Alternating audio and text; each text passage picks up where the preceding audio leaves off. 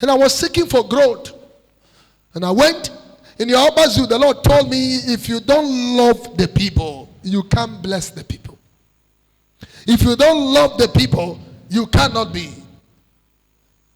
And the people I pray for, they get breakthrough, they leave. They cause much havoc to me. Ungrateful people and things. And the Lord said to me, so far as you have a reason of not loving them, you will not have them. You will not be blessed by them. You will not be blessed by them. Because love covers multitude of sin. And in the process of love, you'll be imparted and you'll be blessed. Then it take me time, it take me months, it take me weeks. When I start loving Beninese, and I go extra mile to marry even a woman, to prove to the Lord that I was not pretending when I changed my heart to love Beninese. And I love Beninese to the fullness. I genuinely love Beninese. And God started blessing me. And that is why I decided to build and stay in Benin. And I decided to take chieftaincy title or Sagi in your city, whether you like it or not. Now you see, when I start loving Benin, Benin begin to yield for the blessings to me. Wherever I plant begin to grow, things begin to work for me. I remember when I went to meet one of the fathers of faith in the land on his birthday, I gave him a gift. He now said to me, it be like say Benin has favored you. Benin have no choice. No matter how diabolic a Benin is, Benin will not use his indige for sacrifice. Did you hear that? Watch all the Igret, festivals and all those sacrifices they do when our king die and all those things. They don't use NDG for sacrifice. I am more than NDG. You cannot use me for sacrifice. You see what I'm trying to tell you? So what I'm trying to say is, if we don't love Nigerians, we cannot be blessed by Nigeria. Our affection must be on Nigeria. Praise God. Don't listen. Take your seat. Let me talk to you this morning. I'm not here to preach. I'm here to talk to you.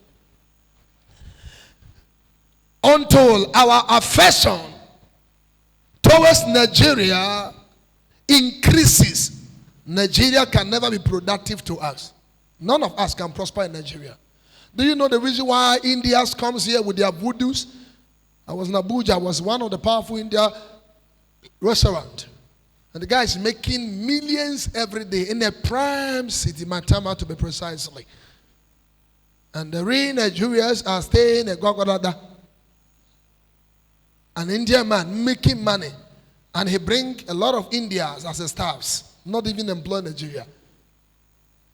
And they love their countries and making word of the country.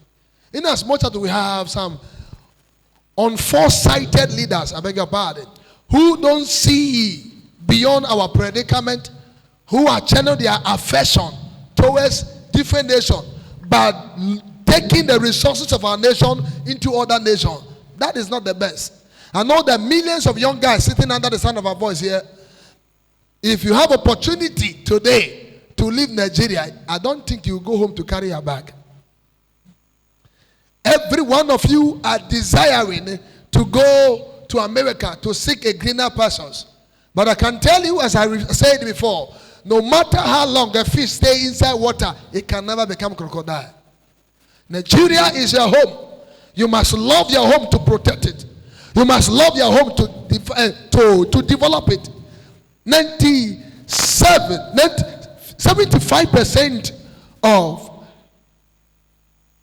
black Americans are Nigerians who are very intelligent in mind, intelligent in resources, but they abandon their own country and seeking greener pastures.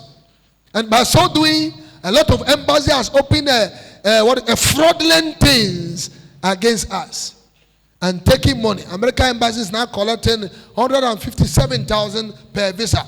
And every blessed day, and now they also trade with some of the crooked Nigerians. And when you pay the visa fee, you have to book appointment fee of $300,000.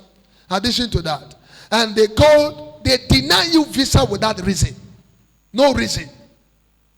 you are not eligible to get this visa. You can apply again. Somebody who is not eligible, why is he encouraging him to apply again?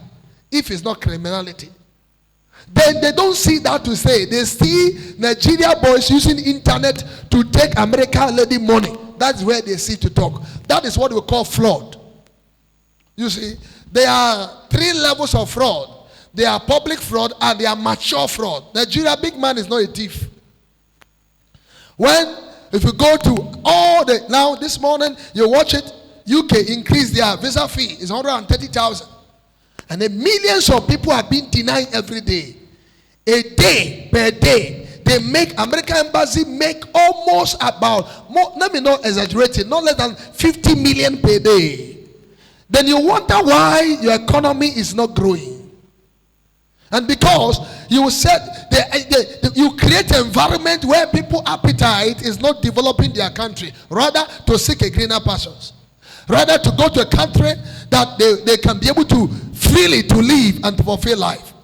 So people don't have love for Nigeria. People don't have love for Nigeria. And that is why your education system is not working, because their sons and daughters are not in your school. Your headsetters are not working because they don't treat themselves from here.